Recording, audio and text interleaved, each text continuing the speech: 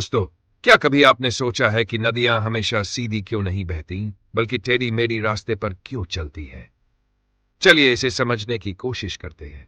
ये एक बहुत ही दिलचस्प सवाल है और इसका जवाब हम सबके आसपास मौजूद चीजों से जुड़ा हुआ है। सोचिए कि आप किसी मैदान में दौड़ रहे हैं और अचानक सामने एक बड़ा पत्थर आ जाता है।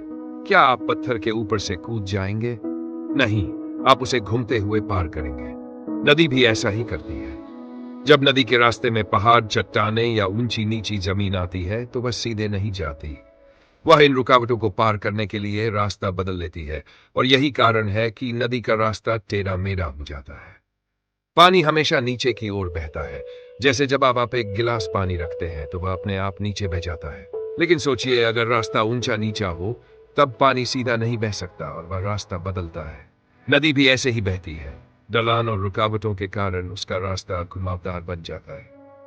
पानी जब तेज बहता है तो वह रास्ते में आ रही मिट्टी और चट्टानों को काटता है। इसी कारण नदी का रास्ता और भी ज्यादा बदलता है। और जहां पानी धीमा होता है वहां मिट्टी जमा हो जाती है। जैसे खेल के मैदान में बालों का इधर उधर गिरना, ठीक वैसे ही नदी में पानी कटी हुई मिट्टी को एक जगह पर जमा कर देता है। नदियां लाखों सालों से बह रही है और जैसे जैसे समय बीतता जाता है उनका रास्ता बदलता जाता है। कल्पना कीजिए, जैसे आप एक रास्ते पर चलकर कुछ देर बाद दूसरे रास्ते पर मुड़ते हैं।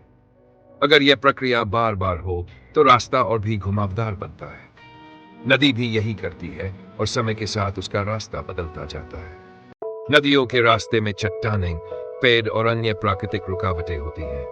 जैसे जब आप रास्ते में पेड़ से टकराते हैं तो आपको उसे पार करने के लिए रास्ता बदलना पड़ता है।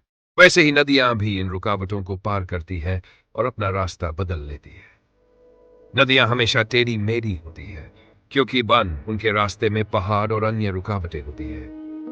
पानी मिट्टी काटता है और उसे जमा करता है, जिससे नदी का रास्ता बदलता है।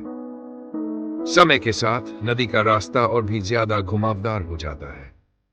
तो अब जब अगली बार आप नदी के पास जाएं तो सोचिए, यह नदी कितनी लंबा सफर तय कर चुकी है और किस किस रुकावट को पार करके अपना रास्ता बदल चुकी है। क्या आपने कभी सोचा है, नदी में इतनी सारी कहानियां और राज छिपे हो सकते हैं?